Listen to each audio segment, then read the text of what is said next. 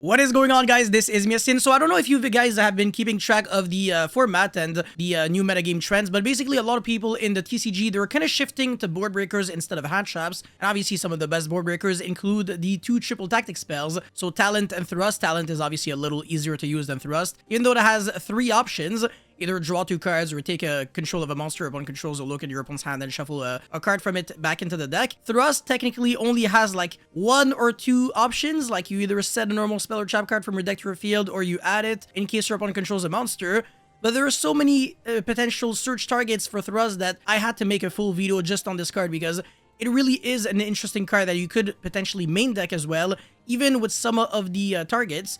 And it is, again, like I said, seeing a lot of competitive play, and you can expect to see this card in a lot of pro players' main deck and side deck for the upcoming format. Today, I will be going over the best targets that you can use in your deck, but before going any further, I would really appreciate if you could smash the like and subscribe button. And also, I wanted to give a huge shout outs to my sponsors, Inspire TCG. Go check them out and subscribe to their channel, please. I would really appreciate that. And also, Dueling Guard, and use the coupon code YASIN656 for 5% off your next order. Thank you so much, and now let's get right into it. Alright, so first things first, Thrust is, I want to say, usually for me at least, a card that I find better going second, because obviously you have more flexibility of being able to just use the card that you search right away. But going first, it's still obviously a decent card, especially post-side when you can afford a lot of really nasty normal trap cards that can be basically just turn-skipping cards. And that's where Thrust becomes very dangerous. It's because people kind of have to play hand traps, right? And hand traps play into these kind of cards, both Rust and Talent, and obviously Combat Agree, but that's a one-off, so I don't really have to make a video on that. But the fact that you can actually Thrust into like any kind of normal trap card is really scary. So the first one that you're basically always gonna have access to is Infinite Impermanence. That's the most simple one that you're probably already playing. It's the only normal trap card that I want to say is in everyone's main deck, or maybe not side deck. I want to say it's the kind of card that you either main deck or just don't play at all.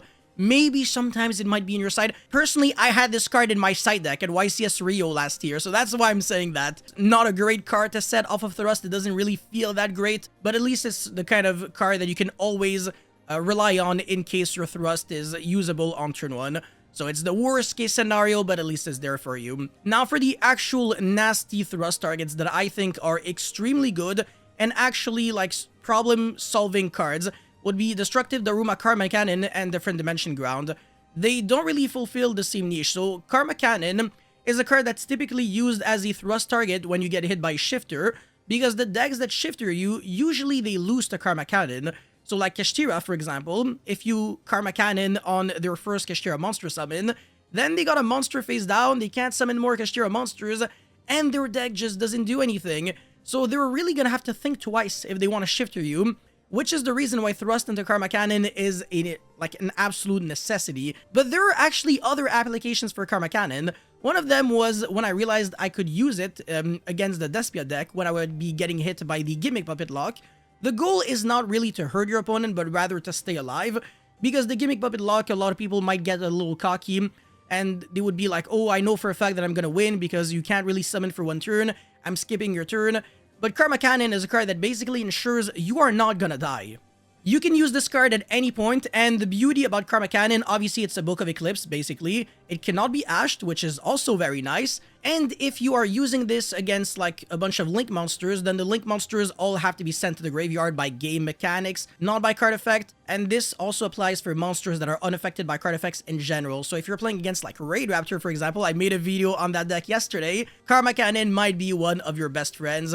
In case your deck might not necessarily have outs to towers, at least Karma Cannon is there for you, because, again, the player must send monsters that are still on the field, will face up on the field after Karma Cannon resolves, and it's not once per turn, so if you want to play multiples, you can also do that. Different Dimension Ground is almost the exact opposite of Karma Cannon. It's used against combo decks, so, you know, I mean, like Fire King in general, like Snake Eyes decks, because they obviously really need their graveyard to play. The Fire King engine is 100% unutilizable under Different Dimension Ground, like literally unusable. I'm not making this up. It's not like the Unchained where they don't really care where they are getting destroyed. The Fire King cards, they only trigger their on destruction effect when they're sent to the graveyard as well.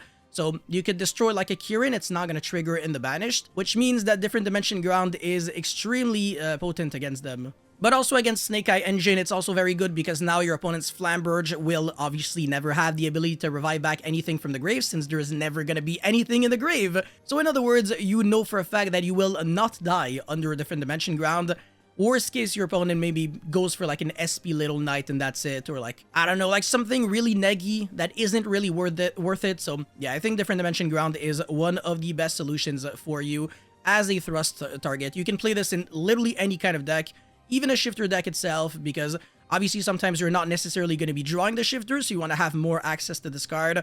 The last thing I want is to give more power to the shifter decks, but it is what it is. This card is unfortunately very good, and I will leak the goo. This card is seeing play in a lot of pro players' main deck at the moment, or side deck.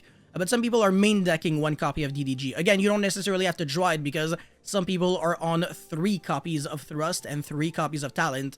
Again, this is what happens when we are in a handtrap format. The more handtraps we see, the more board breakers in a way we end up seeing, because it's kind of like a vicious cycle where you want to beat what's being played the most, and since handtraps are being played the most, you want to not play handtraps in order to not lose to these kind of cards, because these cards are way too good. I'm gonna make a full video on that very soon, by the way, just don't worry about it. The next Rust target is also very interesting. It's Rumpel Toifel, but they changed the name to Black Goat Laughs. It's not like an insane card, but the cool thing about it is that you can draw it and still have some use for it. Like, you can discard it with Diabell Star, or if you have like any discard outlet card, this is always gonna have some value because it has a very insane graveyard effect as well. On field and in grave, it's just a good card, and it's a Lingering Floodgate as well. Speaking of Lingering Floodgates though, these ones are the bomb. Dimensional Barrier. My only issue with D-Barrier is that it doesn't cover Link. If it did cover Link, this card would have been banned several years ago. I'm not making this up. Like, Dimensional Barrier just had to be like an older card that couldn't cover everything. But there is another card that can cover Links, and I will be going into that very, very soon. But yeah, D-Barrier is at least good against like Purely and Despia, but that's about it. And these decks, I mean, Despia, sorry, is actually seeing more play because it is a very good way to counter the fire decks, especially Fire King, actually, because of Shadow Fusion into Abkalone, banishing everything, etc. Mirror Jade is just insane. It applies a lot of pressure. Branded Opening protects you from the Princess Pop. The deck is just very well lined up in order to beat Fire going second. And it's just a deck that has a lot of gas. It only really loses to Ash, and that's it. And it has a lot of really nasty blowouts in the side deck as well. But Dimensional Barrier makes it so that at least you're going to kind of be safe from them. But the one issue with D-Barrier is that against Despia, they might not have to play handtraps, which means that if it's just a one-of with Thrust, you might not always have access to it. So D-Barrier is maybe better as a 3-of. But against Purely, they are known to play a lot of handtraps, so the Dimensional Barrier for them is going to be insane. But also be aware of the fact that they might play Crossout and call D-Barrier, because that is something that a lot of Purely players have been doing. The next card is the D-Barrier for Link, so it's Simul Archfiends. It's an extremely good card. So it reads, this turn either player can special summon monsters with the same card type, so Ritual, Fusion, Synchro, Xyz, or Link, they already control. So in other words, if your opponent controls a Link monster at activation of this card, your opponent can no longer summon any more Link monsters. And again, it lingers just like Dimensional Barrier. The only difference is that D-Barrier, it doesn't matter what's already on the field. You declare something, and then nobody can summon monsters of the declare type. And also, you're negating every card effects of those monsters from that type while they're on the field. But Simul Archfiend, that one is a little more reactive. You have to wait a little bit. So if you get hit by like Duster, you're not going to be able to like really chain this card for value unless your opponent already committed to a board. But again, it's a D-Barrier that covers Links, and I think that's good enough in a format with where Link monsters are extremely important. If you look at the Fire King Snake Eye deck, it basically plays 15 Link monsters in the extra deck. Maybe 14 if they're running the rank 8 Xyz monster that a lot of people are cutting because it relies on Sanctuary. And Sanctuary is sometimes a card that you have to sacrifice with your Snake Eye monsters in order to evolve. So that's the reason why people are not really relying on that card too much, especially considering the fact that people are now dropping the Fire King cards even further and, you know, minimizing them completely. Maybe like 1 Sanctuary big max. Some people are even trying out 0 Sanctuary. I know I have personally, but I gave up on that because it's not really good when your only play starter is Diabell Star or Wanted, and makes it so that you no longer have full combo, unfortunately. But yeah, Simul Archfiends is a very, very good card against them.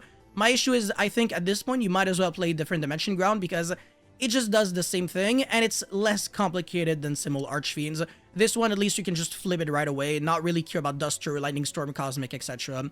So yeah, Different Dimension Ground, safer, but obviously in a way less cool than Simul Archfiends, but unfortunately we're not really here to, you know, for the style points, we're really just here to win. Next up is Magic Deflector. This card is not really good against Fire King Snake Eye, even though it looks really good. It stops Wanted, which is nice. It stops Sanctuary and Fire King Island, but that's about it, because everything else is just like a normal spell or just a bunch of monsters, and Magic Deflector is not necessarily going to protect you from an OTK if your opponent hard drew the cards that he needs. And again, it's only like one card. It could be like Snake Eye Ash or Bonfire. Not to mention that you can easily be baited out, so your opponent can start immediately with like something to bait to the Magic Deflector so that you use it, and then he can chain the Wanted to search the Diabell Star. It's less good than you think, but it is nice against other decks like Kashtira, for example. You stop their field spell, you stop the Birth. It's not too bad, and it could be good against Flunderies as well. They do have Advent as well as the Magnificent map, so at least you can save yourself from that. Magic Deflector is a decent card for sure. At least it's good against, you know, the shifter decks in a way. Chain Disappearance is the next one. It's alright, I guess, against Snake Eyes. They normal summon the Snake Eye Ash and then you banish it, and every single other copy of Snake Eye Ash. Same thing with Populace, so that they lose all the Populaces and they won't go to the spell and trap zone since you're banishing them. But again, it's a little too complicated for no reason. You might as well just play something that lingers. Treasure's Trapple is a proactive card that can destroy 2 monsters on the field, but that's about it. It doesn't really do anything else. And Get Out won't destroy anything, but it's going to shuffle back 2 monsters that were special summoned from the extra deck into the deck. If you're against the Despia deck that Gimmick Puppet locks you, you can thrust into Get Out and then again survive, just like with Karma Cannon. But Karma Cannon, I think, covers more ground, so it is preferable over Treacherous and Get Out the majority of the time. And then lingering cards are usually better than Chain Disappearance and stuff like that. But that is my personal opinion. I think if you want to go for the optimal targets with Rust, if you're going first post game 1, the best ones are Karma Cannon, a Different Dimension Ground, Dimensional Barrier, and Magic Deflector. Simul Archfiends is still decent, and Rumpelteufel is also a respectable one, especially if, again, your deck might just draw this card and use it as a discard outlet. Now, going second, this is where Thrust becomes very interesting, because you can start thrusting into normal spell cards, or in the case of Evenly, one normal trap card. It's the only really good one that you can get with Thrust, at least, because usually trap cards are going first and spell cards are going second, since you have to rely on your opponent controlling a monster. Now, if you get hit by Phantasme or Nibiru on while you're going first, things are a little different, because you can Thrust into Talon right away and then look at your opponent's hand and make him brick. So that's the reason why Thrust and Talon, they work really well with each other, because obviously one can surge the other. Usually you want to play more copies of well, not really. I mean, it's really up to you. But yeah, Thrust can be a little cloggy if you play it with like no good targets in the main deck and only Thrust, I guess. It's really just going to be a lot of unwanted redundancy, I want to say. Yeah, Talent, obviously a great one. Prosperity for consistency. Bonfire, as well as 1-for-1. You can play, I guess, Terraforming generically for any kind of field spell. It could be nice in Kashtira, for example. Kashtira has a lot of normal spell cards overall. So sometimes they even main deck Harpy's Feather Duster, because they play 3 Prosperity and they have no problem excavating 6 cards, because their extra deck is not really relevant. So if they're playing Thrust already, I guess they can also search into Duster or Lightning Storm. So it's not too bad. And then Monster Reborn is actually a very nice one of that is seeing more and more play. It's good against your opponent's Garunix or Promethean Princess and stuff like that. But it is very difficult to use, because once you revive back these cards, what are you doing? Are you going to keep them on the field, or are you going to link them off and then give back to your opponent? So that is my issue personally with Monster Reborn. It's just that it's really hard to have like a really clear, defined game plan with this card. Change of Heart is a good one, obviously. I mean, anything that can steal monsters is good, especially in a format with a lot of Appaloosas running around. If you can steal your opponent's Appaloosa and then use your opponent's Appaloosa against him, it's gonna be kind of nasty. Yeah, Change of Heart is cool. Soul Release is not necessarily a great Thrust target, and the reason for that is because your opponent doesn't have to trigger monster effects on draw phase or standby phase anymore, because people are no longer playing Barong and they're not trying to destroy the Ponyx, which means that Soul Release is better off when you're using it as your first action before playing into the board. Nonetheless, though, it could still be a decent option. And then Instant Fusion is actually a really good one, so a lot of people keep saying that Super Poly is good against Far King. I somewhat disagree. I'm gonna make a full video on that, but I do believe that the real good card that's good against Far King is not necessarily Super Poly, but rather the monster that you summon off of it, which is Muddragon of the Swamp. Same thing with Rescue Ace. It's not that you want a Super Poly 2 monsters to make him lose 2 monsters, but rather because Muddragon shuts down every single one of their trap cards. So searching out an instant fusion basically just translates to searching out a duster against them. But also you are protecting yourself from Valor and infinite impermanence and stuff like that. So that is the reason why Mud Dragon is actually low-key an insane card. It really is that good. So yeah, also keep that one into consideration. And then some other nice thrust targets. Herald of the Abyss is a really good one against Expurely Noir in the Purely deck. So you can call Dark Fairy, if I recall correctly. They can kind of cook you if they have like a quickly spell card face down and then need Shane to summon the Pure Lily, and then that one takes the fall instead. So make sure that you clear their other back row before using this card, otherwise again it could really backfire against you.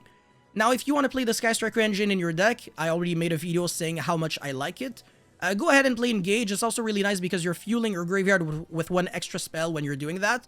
So yeah, Engage is going to be even closer to drawing a card and really having a lot of value. And it can search so many cards. It can search like Afterburner, Shark Cannon, Jamming Waves, whatever, Widow Anchor. I mean, the best ones are Widow Anchor and Shark Cannon, especially against the Fire King deck. Shark Cannon is very, very nice. Sometimes it can make them lose like a lot of interruptions, actually. Very nice card. And then Evenly Matched, obviously, that's a classic. It's never gonna get old. And the final card is Burning Draw. So this card reads, if your opponent controls more cards than you do, target one link monster your opponent controls, draw cards equal to its link rating. So in other words, you can draw upwards of 5 or 6 cards, or 4, usually 4 cards because you're targeting like an Appaloosa or an Ambler Whale. But the drawback, unfortunately, first of all, it's once per turn, and second of all, you cannot normal or special summon monsters the turn you activate this card except fire monsters. So even though it looks good in fire decks in general, fire decks are very toolboxy in their extra deck, and they still want to summon non-fire monsters. The only exception to the rule would be Salamangreat. So in Salamangreat, I think Burning Draw is remarkable, and I would potentially consider one copy of Burning Draw. First of all, because it's always treated as a Salamangreat card, so you can indirectly search it or recycle it back with Falco, but I personally don't do that, and you can still recycle it back with Sunlight Wolf, which can actually come up. But it's the fact that you can draw 4 cards, replenish your hand, and just keep playing from there and just not really care. So you hand trap your opponent to death, and then you draw 4. It's insane. This card's really nice. And yeah, the 2 targets with Instant Fusion, by the way, you can also go for Millennium Miser Strict to play around Jewel, or Valor or Ash, and stuff like that, which could actually come up in the Despia deck. And finally, the other thrust targets when you're going first. Again, speaking of Despia Fusion Duplication, if you are going first, you're getting ashed on your branded Fusion. You go, okay, no problem. I will thrust into Fusion Duplication, and then on your turn, I'm going to copy the effect of branded Fusion, and basically just do the same thing. Because Lubalion is a trigger effect on summon, so you just summon Mirror Jade and you still banish a card from opponent's field, and then you're gonna have the follow-up with the Albion in the graveyard, so it really just doesn't matter. Or you could go for the Rinbrum, and then revive back the Fallen of Albaz, and then fuse again using your opponent's monster in order to get another interruption. It's actually really insane. And then the Prologue package, that's like a turn-skipping kind of floodgate against a lot of decks, but it does require you to play Brick, so it's not really worth it. And then Dinomorphia Frenzy, exact same principle. It's really good, just like the Prologue, but you have to play the Dinomorphia cards. Well, I mean, at least 1 or 2 Theresia or whatever in your main deck, and then the cards in the extra deck. And finally, Void Feast, if you're playing Inferno, is actually really nice. But yeah, that's about it for this video, guys. Thank you so much for watching. Don't forget to like and subscribe, and let me know your favorite thrust targets in the comment section below, and I'll see you guys very soon. Peace.